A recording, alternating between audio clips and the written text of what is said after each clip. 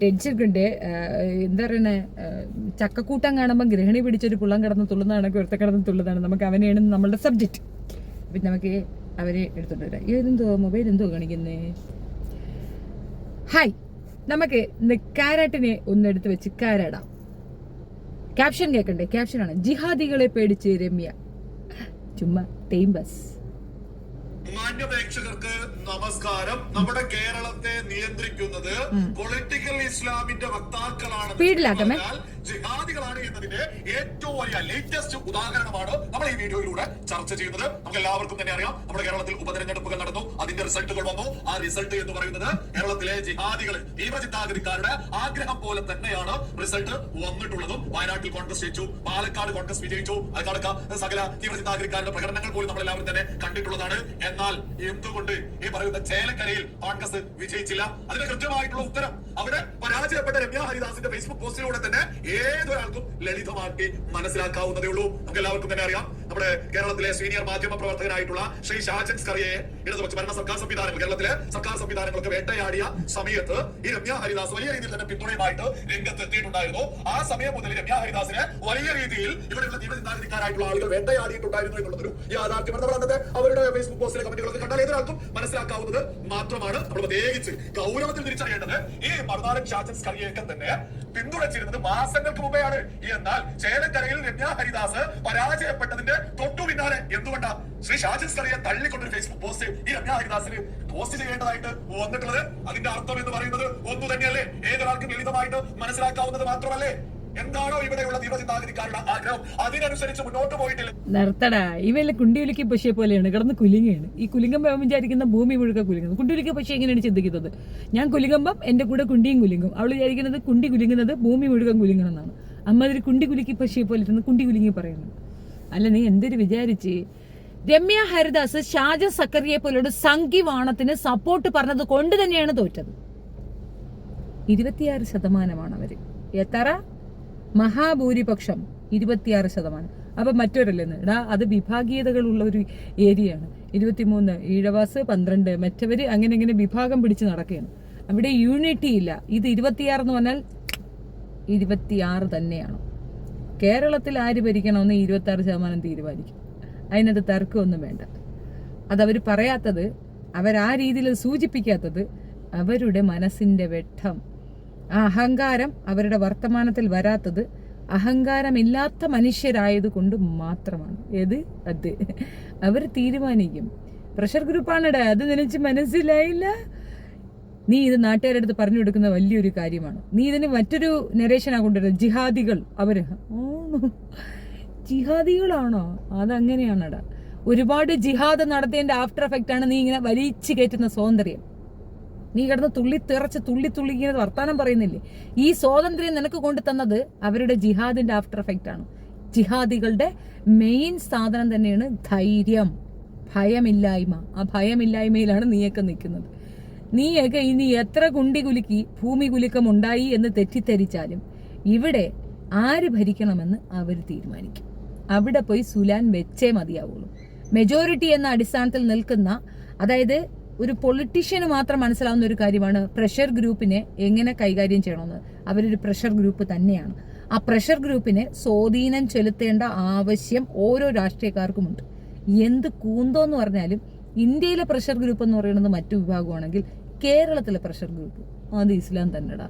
അവർ ഈ ജാതീയ അടിസ്ഥാനത്തിലുള്ള വേർതിരിവൊന്നും ഇല്ലാത്തിടത്തോളം അവർക്കിടയിലുള്ള യൂണിറ്റി ഒന്നുകൊണ്ട് മാത്രം തന്നെ അവരിവിടെ പ്രഷർ അടിച്ച് നിൽക്കും എന്നുള്ളത്. നീ ഇവിടെ കിടന്ന് വളി നേരമ്പോ പൊട്ടിക്കിടന്ന് കീറണം. കേരളത്തിൽ ഒരു ജനപ്രതിനിധി ആവാൻ സാധിക്കില്ല എന്ന് രമ്യ ഹരിദാസ് ഉൾപ്പെടെ മനസ്സിലാക്കിയെന്നല്ലേ ആ ഒരു ഫേസ്ബുക്ക് പോസ്റ്റ് കാണുമ്പോൾ ഏതൊരാളും മനസ്സിലാക്കേണ്ടത്?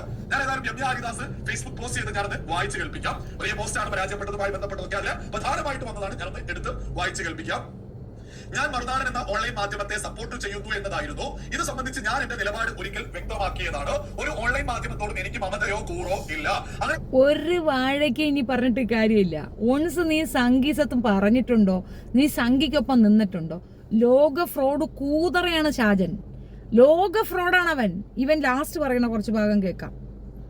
തൊട്ടു പിന്നാലെ ഒരു പോസ്റ്റ് ചെയ്ത സമയത്ത് ഞാൻ ആദ്യം നോക്കിയത് അദ്ദേഹം വേറെ എന്തെങ്കിലും ചെയ്തിട്ടുണ്ടോ എന്നുള്ളതാണ്. പക്ഷേ നമ്മളൊന്നും ഒരിക്കലും പ്രതീക്ഷിക്കാത്ത രീതിയിൽ എന്തെങ്കിലും കൊലപാതകമോ അങ്ങനെയൊക്കെ വരുമ്പോഴല്ലേ ഒരാളെ എതിർക്കേണ്ട ആവശ്യം വരുന്നത്. അത് അംഗീകരിക്കാൻ പറ്റില്ല. അതേസമയം അദ്ദേഹം ഒന്നും തന്നെ ചെയ്തിട്ടില്ല. അദ്ദേഹം നീതിക്കൊപ്പമല്ലടാ നിൽക്കുന്നത്. അദ്ദേഹം ടാർഗറ്റ് ചെയ്യുന്ന മുഴുക്ക ഇസ്ലാമിലുള്ള ആൾക്കാരാണ്. കച്ചവടത്തിൽ ഇസ്ലാമിയരായിട്ടുള്ളവരെ അവൻ ടാർഗറ്റ് ചെയ്യും, മറ്റവരെ അവൻ ടാർഗറ്റ് ചെയ്യത്തില്ല. അങ്ങനെ നിൽക്കുന്ന യാതൊരു പ്രശ്നത്തിനും ഇല്ലാത്തവരെ അവൻ ടാർഗറ്റ് ചെയ്യും. യൂസുഫ് അലിയെ പോലെ മതമില്ലാതെ ചിന്തിക്കുന്ന ഒരു വ്യക്തിയെ അവൻ അഡ്രസ്സ് ചെയ്യുമ്പോൾ തന്നെ അവന്റെ ഉള്ളിലുള്ള ഭീകരവാദം വെളിയിലാണ്. അവന്റെ ഉള്ളിൽ എത്രത്തോളം ഭീകരമായ ഒരു വൃത്തികേടുണ്ടെന്ന് തെളിയിക്കാൻ അവൻ യൂസുഫ് അലിയെ അഡ്രസ്സ് ചെയ്തപ്പോൾ തന്നെ മനസ്സിലാക്കാം. ഞാൻ ഒരുപാട് പ്രാവശ്യം അത് റിപ്പീറ്റ് ചെയ്തിട്ടുണ്ട്, ഇനി റിപ്പീറ്റ് ചെയ്യാൻ ആഗ്രഹിക്കുന്നില്ല. അദ്ദേഹം കൊടുത്തിട്ടുള്ളത് മതാടിസ്ഥാനത്തിലല്ല, ആളുകൾക്ക് നന്മ ചെയ്യണമെന്ന രീതിയിൽ അദ്ദേഹം ചെയ്തിട്ടുള്ള ഒരുപാട് കാര്യങ്ങൾ ഞാൻ എടുത്തു പറഞ്ഞിട്ടുണ്ട്. ആ മനുഷ്യനാണ് ഇവൻ ഏറ്റവും കൂടുതൽ ടാർഗറ്റ് ചെയ്യുന്നത്. അനാവശ്യമായ വൃത്തികേടുകൾ അദ്ദേഹത്തിന്റെ പേരിൽ പറഞ്ഞ് പ്രചരിപ്പിക്കുമ്പോൾ തീർച്ചയായിട്ടും ആ വിഭാഗത്തിലുള്ളവർക്ക് നോവും. കാരണം അവരിൽ ഒരുത്തനെയാണ് ആക്രമിക്കുന്നത്. അപ്പൊ ഇതുപോലെ തിരിച്ചു കിട്ടിയെന്നൊരു ക്രിസംഖ്യ ബൂസ്റ്റപ്പ് ചെയ്താൽ നിനക്കും ഇത് തന്നെയാണ് ഗതി. നീ വിചാരിക്കുന്ന നീ കുണ്ടി കുലുക്കി കാര്യം പറഞ്ഞു കഴിഞ്ഞാൽ നീയും അങ്ങ് എന്തിയെ എത്തിയെന്നാണ്. എന്ത് തന്നെ ആയാലും ഞാനൊരു കാര്യം പറയാം. ഇസ്ലാമിൽ ഏറ്റവും കൂടുതൽ വെറുക്കപ്പെടുന്ന ഒരു വസ്തുത എന്താണെന്ന് വെച്ചാൽ സംഘിസമാണ്. അത് കാരണം അവർ വർഗീയതയാണ് പറയുന്നത്. വർഗീയത പറയുന്ന സംഘികളെ അവരെ വെറുക്കുന്നുണ്ട്. പക്ഷെ എനിക്കറിയത്തില്ല, തിരിച്ചും അങ്ങനെ തന്നെയാണ്. സംഘികൾക്ക് ഏറ്റവും വലിയ ശത്രു എന്ന് പറയുന്നത് ഇസ്ലാമാണ്. പക്ഷെ ഇസ്ലാമിൽ നിന്ന് പോകുന്നവരെയാണ് സംഘികൾക്ക് വേണ്ടത്. അതിന്റെ ലോജിക്ക് പിടികിട്ടുന്നില്ല. അത് ലോജിക്ക് നിനക്കും പിടികിട്ടാത്തതുകൊണ്ടാണ് നീ അവർക്ക് വേണ്ടി വായ്ത്താളം അടിക്കുന്നത്. ഇപ്പോഴുള്ള റീച്ച്, റവന്യൂ, ഇത് അധികകാലം നിന്റെ ഒപ്പം ഉണ്ടാകത്തില്ല. രാമസിംഹൻ വലിയൊരു എവിഡൻസ് ആണ്. മതം മാറി അവരുടെ മതത്തിലേക്ക് ചെന്ന് കയറിയ ഉടനെ അവന് കിട്ടിയ അക്സെപ്റ്റൻസ് നീ കണ്ടല്ലോ. തോമാസ് ലീയുടെ കാലത്ത് മതം മാറി, ബ്രാഹ്മണന്മാര് മതം മാറി, കത്തോലിക്കന്മാരുണ്ടായെന്ന് പറഞ്ഞ പോലെ ഒരു കാര്യം രാമസിംഹന് പറയേണ്ടി വന്നു. ബ്രാഹ്മണന്മാര് മതം കൂടിയാണ് ഞാൻ വന്നതെന്ന് അവന് പറയേണ്ടി വന്നിടത്ത് സംഘിസം എന്താണെന്ന് കൃത്യമായി അവൻ പറയാതെ നിങ്ങൾക്ക് പറഞ്ഞു തന്നു. അതിൽ നിന്ന് വിട്ട് നമ്മളിലേക്ക് വന്നു കയറിയ പലരും അത് പറയുന്നുണ്ട്. ഇപ്പൊ ഇവ എക്സ്പ്ലനേഷൻ പറയുന്നത് രമ്യ ഹരിദാസിനെ മാത്രമല്ല, ഇപ്പം RSSൽ നിന്ന് ഇങ്ങോട്ട് വന്ന ഒരാളുണ്ടല്ലോ, പുള്ളിയെ എടുത്തു വെച്ച് പറയുന്നുണ്ട്. എനിക്ക് ആ അഭിപ്രായമൊന്നുമില്ല. പക്ഷെ സ്റ്റിൽ അതാണ് അക്സെപ്റ്റൻസ്. ഈ ഒരു വർഗീയതയെ വേണ്ട എന്ന് പറയുന്നവർക്ക് കിട്ടുന്ന അക്സെപ്റ്റൻസ് വേറെ ഒരാൾക്കും കിട്ടത്തില്ല. തീർച്ചയായിട്ടും വർഗീയത തൊലയുക തന്നെ വേണം. നമ്മുടെ രാജ്യം മതേതര രാജ്യമാണ്. മതാടിസ്ഥാനത്തിലല്ല നമ്മൾ ആളുകളെ അളക്കേണ്ടത്. നമ്മളുടെ സാഹോദര്യം മുൻപോട്ട് വയ്ക്കണം.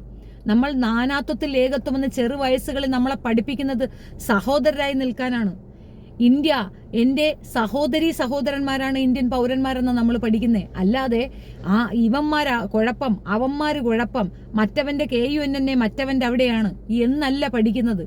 അത് ഉറച്ചു വിശ്വസിച്ചുകൊണ്ട് ജീവിച്ചു വന്ന മതസൗഹാർദ്ദത്തോടെ നമ്മൾ ജീവിച്ചിരുന്ന ഒരു കാലഘട്ടത്തിൽ 10 വർഷം കൊണ്ട് അവന്മാർ നശിപ്പിച്ച് കയ്യിൽ തന്നിട്ടുണ്ട്.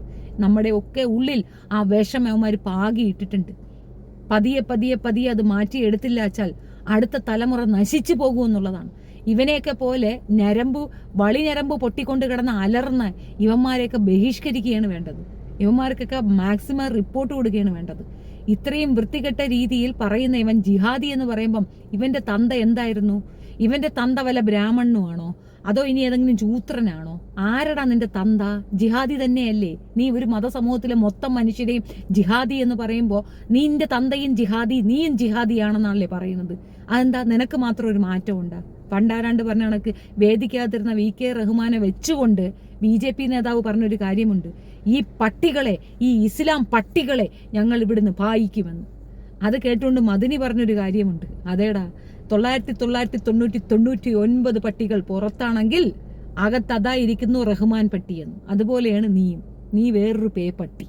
അവർക്ക് നീ വെറും പട്ടിയാണ്. നീ വെറും ഒരു മുറിയണ്ടി പട്ടി മാത്രമാണ്. അത് നിനക്ക് മനസ്സിലാവുന്ന ദിവസം നീ വെറും ചണ്ടിയായിരിക്കും. വാങ്ങിക്കുന്ന മുഴുക്ക നിന്റെ കുടുംബത്തിനോ നിനക്കോ എന്താത്ത വണ്ണം നീ നശിപ്പിച്ചുകൊണ്ടിരിക്കും, നിന്നെ നശിപ്പിക്കുകയും ചെയ്യും. ഇത് ശാപമൊന്നുമല്ലടാ, ഇതാണ് കർമ്മഫലം. അത് അനുഭവിച്ചേ പോകുള്ളൂ എന്നുള്ളത് വസ്തുത. ഇത്രത്തോളം അവഹേളിക്കപ്പെട്ടിട്ടും ഇത്രത്തോളം വൃത്തികേട് പറഞ്ഞിട്ടും മാപ്പ് നൽകി കൂടെ ചേർത്ത് നിർത്തുന്നതിന്റെ തെളിവാണ് അയ്യൂബ് മൗലവി. എത്രത്തോളം അവഹേളിക്കാൻ അവന്റെ മാക്സിമം അവഹേളിച്ചിട്ടും അയാൾ തിരിച്ചു വന്ന് കയറിയപ്പോൾ മാപ്പ് നൽകി സ്വീകരിച്ച മനുഷ്യരാണ് അവർ. ഇനിയും സമയം വൈകിട്ടില്ല, ആലോചിക്ക്. വളിചെറുപ്പ് പൊട്ടിക്കാതെ ഇതിങ്ങനെ ആലോചിക്ക്. നല്ല കാര്യങ്ങളൊക്കെ എത്രയും പറയാൻ കിടക്കുന്നുണ്ട്. നീ മലനാടനെ തുറച്ചുകൊണ്ട് നടക്കുകയാണ്. അവൻ വെറും കള്ള ഡാഷ് മോനാണ്. അവൻ മെയിൻ മറ്റേ ക്രിമിനലിന്റെ ആളാണ്. ഇവിടുത്തെ ആലപ്പുഴ ബോട്ട് കിട്ടിയില്ലേ, അവളുടെ കൂട്ടുകക്ഷിയായിരുന്നു. ഇവർ രണ്ടുപേർക്കും ചെയ്യുന്നതെന്ന് പറഞ്ഞാൽ മെയിൻ സ്ട്രീമിൽ നിൽക്കുന്ന അത്യാവശ്യം നല്ല വ്യവസായികളെ അവർ ചൂസ് ചെയ്യും. എന്നിട്ട് അവരെ ബ്ലാക്ക് മെയിൽ ചെയ്യും, അവരെ പറ്റി മോശം വാർത്ത കൊടുക്കുമെന്ന് പറയും. പേടിച്ചിട്ട് പലരും പേയ്മെന്റ് കൊടുക്കും. അപ്പോൾ അവർ വാർത്ത കൊടുക്കത്തില്ല. ഇതാണ് അവന്മാരെ കളി. അവൻ റീച്ചിൽ വന്ന് നിൽക്കുന്നത് ഇസ്ലാമിയരെ കുറ്റപ്പെടുത്തി തന്നെയാണ്. ഈ നാട്ടിൽ 26% വരുന്നത് ഇസ്ലാം തന്നെയാണ്. ഇസ്ലാം ഭൂരിപക്ഷമാണ് കേരളത്തിലുള്ളത്. ബാക്കിയുള്ളവരെക്കാൾ ഭൂരിപക്ഷമായി നിൽക്കുന്ന യൂണിറ്റിയുള്ള ഒരു വിഭാഗം ജനത തന്നെയാണ് ഇസ്ലാം. ഇവിടെ ആര് ഭരിക്കണമെന്ന് അവർ തന്നെ തീരുമാനിക്കും. അത് നീ ജിഹാദി എന്നോ മുഹാദി എന്നോ എന്ത് മലര് പറഞ്ഞാലും കേരളത്തിൽ ആര് ഭരിക്കണമെന്ന് ഇസ്ലാം തീരുമാനിക്കും. അത് പ്രഷർ ഗ്രൂപ്പാണ്. കേരളത്തിൽ ഇസ്ലാം പ്രഷർ ഗ്രൂപ്പാണ്. ഇത് ഞാൻ വീണ്ടും പറയണത് എന്തെന്ന് പറഞ്ഞു കഴിഞ്ഞാൽ 26% എന്ന് പറയുമ്പോൾ ആർക്കും അരോചകം തോന്നും. നിനക്കത് അരോചകം തോന്നുന്നെങ്കിൽ നിന്റെ ഉള്ളിൽ ആ സംഖ്യവേഷം ഉള്ളതുകൊണ്ടാ. 26% എന്ന് തന്നെ പറഞ്ഞാൽ 26% തന്നെയാണടാ. ഇവിടെ ഉള്ള ബാക്കി മതവിഭാഗക്കാരെ പോലെയല്ല. ക്രിസ്ത്യാനികളാണെങ്കിൽ ഇവിടെ മെജോറിറ്റി ക്രിസ്ത്യാനികൾ ഇവിടെ ജീവിക്കാൻ പറ്റാത്തൊരു സാഹചര്യമുണ്ടെന്ന് ഭയപ്പെട്ടുകൊണ്ട് മറ്റ് നാടുകളിൽ ചേക്കേറുന്ന ഒരവസ്ഥയുണ്ട്. എന്തു വന്നാൽ ഇതെന്റെ നാടാണ്, ഞാൻ ഫേസ് ചെയ്യുമെന്ന് പറഞ്ഞുകൊണ്ട് ഇസ്ലാമിയർ അവരുണ്ടാക്കുന്ന പൈസ ഇവിടെ തന്നെ കുഴിച്ചിടുന്നുണ്ട്.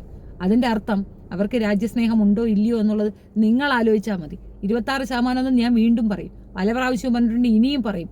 അത് മനസ്സിലാക്കി തരാൻ വേണ്ടി തന്നെയാണ് പറയുന്നത്. ശതമാനത്തിൽ 26% എന്ന് പറയുന്നത് ചെറിയ ഒരു ഭാഗമല്ല. പ്രഷർ ഗ്രൂപ്പായ അവർ അതേപോലെ കച്ചവടങ്ങളിൽ എല്ലാ മേഖലകളിലും മുൻധാരാ മേഖലകളിലൊക്കെ തന്നെ അവരുണ്ടെങ്കിൽ അവർ തീരുമാനിക്കും ആര് ഭരിക്കണമെന്ന്. കാരണം ജനസംഖ്യ അനുപാതത്തിൽ അവരിടുന്ന വോട്ട് വേണോടാ. ഇനി ഒറ്റ കളിയേ ഉള്ളൂ. ഷിയയെ കൊണ്ടുവന്നിട്ട് ഇവരൊന്ന് ഇന്ത്യൻ പൗരന്മാരല്ലെന്നങ്ങ് എഴുതി ചേർക്കും. എന്നുള്ള ശ്രമമാണല്ലോ നീയൊക്കെ നടത്തിയത്. നീ വാല് പൊക്കുമ്പോഴേ നമുക്കറിയാമല്ലോ അത് എന്തിനാണെന്ന്, അപ്പിയിടാനാണ് മൂത്രയടിക്കാനാണെന്ന് നമുക്ക് മനസ്സിലാക്കും. അത് നമുക്ക് മനസ്സിലായത് കൊണ്ടാണ് അതിനെ എതിർത്തത്. ഞാൻ പലപ്പോഴും പറയുന്ന ഒരു കാര്യമാണ്, ദേശസ്നേഹം എന്ന് പറയുന്നത് ഓരോ വ്യക്തികൾക്കും ഉണ്ടാകണം. അത് ഒരളവിൽ മതി. അതിൽ കൂടുതൽ അമിതമായി കാണിക്കുന്നുണ്ടെങ്കിൽ അതൊരു ഫേക്കാണ്. അത്രേ എനിക്ക് പറയാനുള്ളൂ. ഈ രാജ്യത്ത് എല്ലാ മനുഷ്യരും, ഇന്ത്യൻ പൗരന്മാരായ എല്ലാ മനുഷ്യരും എഫേർട്ട് എടുത്ത് കഷ്ടപ്പെട്ട് നേടുന്ന സ്വാതന്ത്ര്യം സമാധാനപരമായി അനുഭവിക്കാനുള്ള അവസ്ഥ ഉണ്ടാക്കി തരുന്നതിന് പകരം അവറ്റകളെ അപരവൽക്കരിക്കുന്ന രീതിയിൽ നിങ്ങൾ പ്രവർത്തിക്കുമ്പോൾ യുണൈറ്റഡായി നിൽക്കുന്ന അവരൊന്നിച്ചാൽ അത്രയ്ക്കേ ഉള്ളൂ നീയൊക്കെ എന്ന്. 2% വരുന്ന സിക്കാരന്മാരെടുത്ത് വെച്ച് ഉരുട്ടിയപ്പോൾ ഓടിയവന്മാരാണ്. 26% അടുത്ത് കിടന്ന് കോട്ടി പിടിക്കുന്നു. കേരളത്തിൽ സംഗീസം പറഞ്ഞാൽ തീർന്നടാ, അത്രയേ ഉള്ളൂ. നീ സംഗീസം വേറെ എവിടെ പോയി പറഞ്ഞിട്ടും കാര്യമില്ല. നീ അറിഞ്ഞ പള്ളിപ്പറമ്പിൽ രാമേട്ടന്റെ അയോധ്യയില്ലേ, അവിടെ പോലും BJP പൊട്ടി. ഓ, ഞാൻ അനിൽ മുഹമ്മദിനെ ഒന്ന് കോപ്പി അടിച്ചിട്ട് ചിരി വരുന്നില്ല. അങ്ങനെ എങ്ങനെയാണോ എന്തോ ഇങ്ങനെ ചിരിക്കുന്നത്? എന്ത് പറയുന്നതിനും പേര് ഇരുന്ന് ചിരിക്കുന്നതാണ്, എന്തിനാണ് എന്തോ. അപ്പൊ ശരി, ഞാൻ ഈ വളിഞ്ഞരമ്പനെ എടുക്കൂലെന്ന് വിചാരിച്ചാണ്. എന്നാലും ഇരിക്കട്ടെ. ഒരാൾ കൊണ്ടു തന്നിട്ട് കേട്ടോ. ഞാൻ നോക്കിയപ്പോൾ മേടിക്കുക ഹമാസും മറ്റുമൊക്കെ ആയിരുന്നു. ഈ ഒരു സാധനം കണ്ടപ്പോൾ പറയണമെന്ന് തോന്നി. നീ കിടന്ന് തുറന്നിട്ടൊന്നും കാര്യമില്ലടാ, വാലാട്ടി പശി. സത്യമായിട്ട് നിങ്ങൾ ശ്രദ്ധിച്ചിട്ടുണ്ടോ? ഒരു വാലാട്ടി പശിയുണ്ട്, അതിങ്ങനെ കുണ്ടി വിളിക്കും, കുടുങ്ങി. അതിന്റെ വിചാരം എന്താ, ഭൂമി ഇതാ കിടന്ന് കുലുങ്ങുന്ന എന്റെ കുണ്ടി വിളിക്കും കിടന്ന്. കാറ് കുലിക്കുന്നല്ലോ ജീവനെ. ഞാൻ കുലിക്കിയപ്പോൾ കാറൊക്കെ കുലുങ്ങണ്. നീ കുലുക്കിയിട്ടൊന്നും കുലിക്കുന്നില്ലല്ലോടാ, കുലുക്ക. ഇവനെ മദ്രസയിലും കണ്ട വെച്ച് ഏതാണ്ട് ഒരു ഉസ്താദ് എന്തെന്താ ചെയ്ത്, അതിന്റെ ആഫ്റ്റർ എഫക്റ്റ് ആണ് ഈ കുണ്ടി കുലുങ്ങി ഇതിങ്ങനെ തീർക്കുന്നത്. അതിന് അവന് ഈ ഇസ്ലാമിനെതിരെ പറയുമ്പോൾ അവന്റെ കുണ്ടി ഇങ്ങനെ അനാവശ്യമായി കുലുങ്ങുന്നതിന്റെ കാര്യം എന്താണെന്ന് അറിയാമോ? അവൻ ആ ഓർമ്മയാണ് വരുന്നത്. പറ്റൂല എന്ന് കുണ്ടി വിളിക്ക് കാണിക്കത്തില്ല. അതാണ് അവൻ ആ ഫോർമേഷനാണ് അവിടെ കാണിക്കുന്നത്. ഏതാ മദ്രസയിൽ ഇവനെ ശരിക്ക് കൊടുത്തു. നീ ശാഖയിലാണോ എന്തോ? ഇവനെ ശാഖയിലുള്ളവന്മാര് ശരിക്കും എടുത്തിട്ട് പൂശുന്നുണ്ടായിരിക്കും കേട്ടോ. അത് ആറാൻ വേണ്ടിയായിരിക്കും ഈ കുലുക്കി കളിക്കുന്നത്. അയ്യോ, യജ്ജാതി വേണം. ടാറ്റാ. അതെ, വീഡിയോ ഇഷ്ടപ്പെടുകയാണെങ്കിൽ ലൈക്ക് ചെയ്യുക, ഷെയർ ചെയ്യുക ആൻഡ് കമൻറ്റ് ചെയ്യുക. പിന്നെ ഒരു കാര്യമുണ്ട്, നിങ്ങൾക്ക് എൻ്റെ വീഡിയോ ഇഷ്ടപ്പെടുകയാണെന്നുണ്ടെങ്കിൽ, ഇനിയും കേൾക്കണമെന്ന് ആഗ്രഹമുണ്ടെങ്കിൽ അവിടെ ഒരു ബെല്ലുണ്ട്, ആ ഐക്കോണൊന്ന് ഞെക്കുക. അപ്പോൾ അവിടെ ആൾ ആണെന്ന് വരും. അപ്പോൾ ഓളെന്ന് വന്നു കഴിഞ്ഞാൽ ഓക്കെ, അങ്ങനെ ഇങ്ങോട്ട് പ്രസ് ചെയ്തിട്ട് പോയി കഴിഞ്ഞാൽ ഇനി അടുത്ത വീഡിയോ ഇടുമ്പോൾ നിങ്ങൾക്ക് അപ്ഡേറ്റ് വരും. Okay, thank you. കമൻസ് ഇടണേ, എനിക്കറിയാൻ വേണ്ടിയിട്ടാണ്. What is your opinion about my video? Thank you.